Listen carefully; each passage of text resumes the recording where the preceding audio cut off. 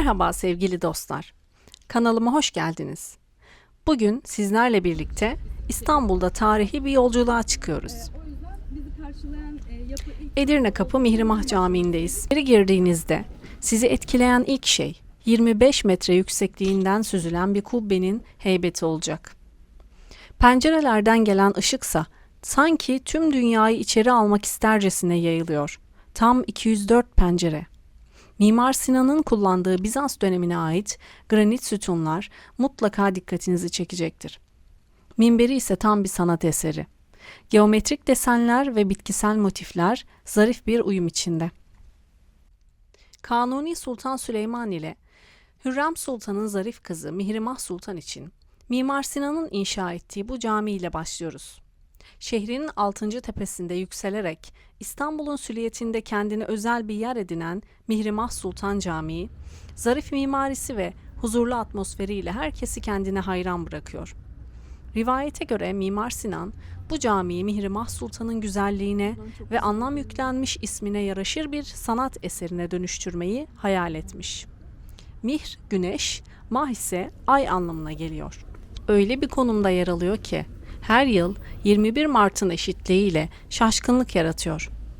Edirne Kapı'daki caminin minaresinden batan güneş, Üsküdar'daki Mihrimah Sultan Camii'nin arkasından doğan ay ile büyüleyici bir uyum yakalıyor. Bir sonraki durağımız Edirne Kapı ile Eğri Kapı arasında, surların hemen yanında yer alan Tekfur Sarayı. Bu yapı Bizans dönemine ait nadir eserlerden biri ve ne zaman inşa edildiği konusunda net bir bilgi bulunmasa da bazı kaynaklar 10. yüzyılda İmparator Porfirogenetos tarafından mevcut bir saraya ek olarak yaptırıldığını söylüyor. Diğer bazı kaynaklara göre ise 13 veya 14. yüzyılda Blakernai Sarayı'nın bir uzantısı olarak inşa edilmiş. Osmanlı'nın İstanbul'u fethinden sonra saray bir dönem kaderine terk edilmiş. Ancak 17. yüzyıl sonlarında burada bir hayvanat bahçesi kurulmuş. Hatta İstanbul'a 16. yüzyılda gelen John Sanderson, önceki sefirlere dair bir hikaye anlatır. Kendinden 40 yıl önce gelen Basbek, sarayın hayvanat bahçesinde bir zürafa olduğunu öğrenir ve bu hayvanı görmek ister. Ancak zürafa birkaç gün önce ölmüştür. Merakını gidermek için mezarı kazdırıp zürafayı incelemiştir. 18. yüzyılda saray, seramik imalathanesi olarak kullanılmaya başlanmış, ardından 19. yüzyılda cam ve şişe üretim merkezi haline gelmiştir. Ayrıca dünyada ünlü Kaşıkçı elmasının bu sarayın çöplüğünde bulunduğu söylenir. Sanat ve tarih dolu bir dünyanın kapılarını aralamak için Kariye Camii'ne gidiyoruz. Mozaik ve freskleriyle bir başyapıt olan bu mekan bir zamanlar kilise olarak hizmet vermiş. 6. yüzyılda inşa edilen bu yapı 11 ve 12. yüzyıllarda büyük ölçüde yenilenmiş ve son halini 14. yüzyılda almıştır.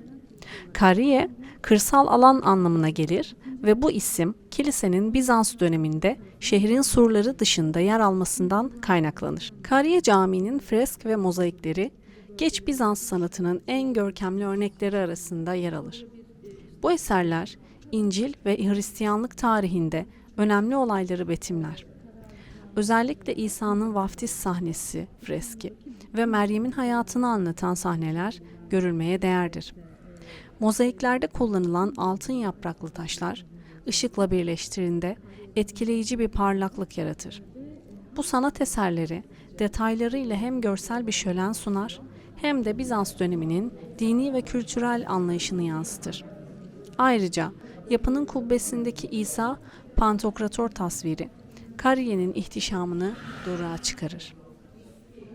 Fatih Sultan Mehmet'in İstanbul'u fethinden sonra kilise camiye çevrilmiş ve birçok mozaik sıva ile kapatılmıştır. Ancak günümüzde restorasyon çalışmaları sayesinde bu eserlerin büyük bir kısmı tekrar gün yüzüne çıkarılmıştır. Kariye Camii ziyaretçilerine hem estetik hem de manevi bir deneyim sunuyor. Mutlaka görmeniz gereken yerlerden biri. Selma Tobruk.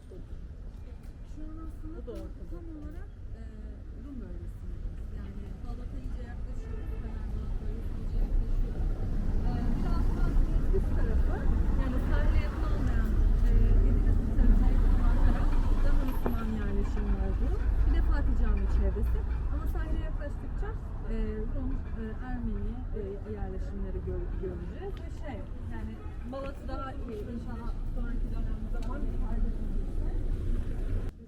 Fethiye Camii, Osmanlı'nın fethinden sonra camiye dönüştürdüğü çarpıcı yapılardan biri.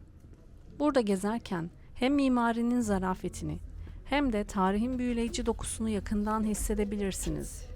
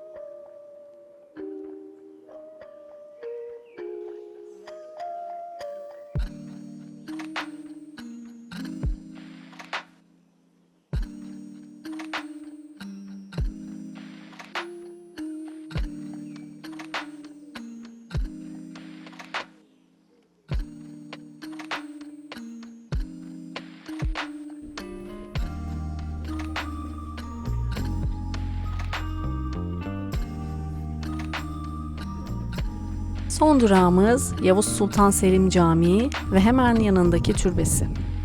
Bu cami, Osmanlı tarihine tanıklık eden etkileyici bir mekan olmanın yanında muhteşem Haliç manzarasıyla da göz dolduruyor. İçeri adım attığınız anda hem tarihle hem de şehrin manevi dokusuyla baş başa kalıyorsunuz.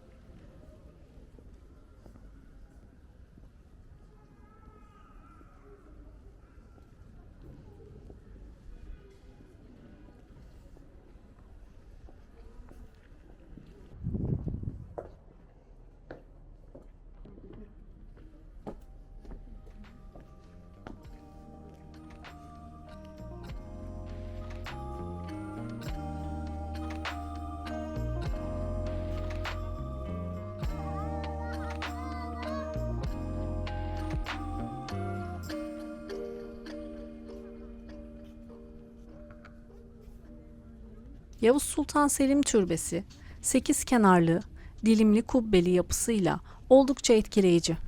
Türbenin mimarının dönemin mimarbaşı olan Acem Ali olduğu düşünülüyor. Her cephesinde altlı üstlü ikişer pencere bulunuyor.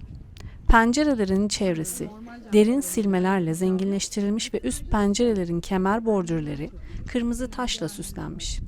Türbenin kapısı siyah ve beyaz mermerden yapılmış, ahşap kanatlarsa sedef ve fil dişi kalkmalı kündekari tekniğiyle inşa edilmiş. Kapının üzerindeki çini panolarda Kanuni Sultan Süleyman'ın türbenin 1522 yılında yaptırıldığını belirten bir yazısı yer alıyor. Türbede sadece Yavuz Sultan Selim'in sandukası ve muhteşem kavuğu bulunuyor. Evliya Çelebi, türbenin mehabetini, hiçbir padişah türbesinde olmayan bir azamet sözleriyle anlatır. Türbenin içinde Yavuz Sultan Selim'in kaftanı da sergileniyor.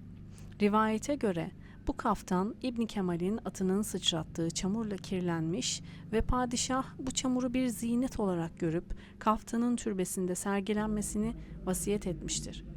Bugün hala türbede görülebilen bu kaftan, tarihin ve padişahın hoşgörüsünün izlerini taşıyor. Türbenin girişinde yer alan sin taşı da oldukça dikkat çekici. Bu taşın hikayesi Yavuz Sultan Selim ve ünlü alim İbn Kemal'in tasavvufi bir ifadeyi çözmeleriyle başlar. İbnül Arabi'nin sin şına girince mimin kabri ortaya çıkar sözü üzerine Selim'in Şam'a, mimin ise Muhyiddin İbnül Arabi'ye işaret ettiğini anlarlar. Yavuz Sultan Selim, Şam'da İbnül Arabi'nin kaybolmuş mezarını bulup üzerine bir türbe yaptırır. Bu olayın anısına türbede yer alan taş, Sin taşı olarak adlandırılmıştır. Bugün sizlerle birlikte İstanbul'un tarihi zenginliklerini keşfettik. Her bir mekanın kendine has bir hikayesi ve atmosferi var. Hepsi birer zaman kapsülü gibi. Umarım bu video size ilham vermiştir ve bir sonraki geziniz için yeni fikirler sunmuştur. Kanalıma abone olmayı ve hangi mekanın sizi en çok etkilediğini yorumlarda paylaşmayı unutmayın. Bir sonraki videoda görüşmek üzere. Sevgiyle kalın.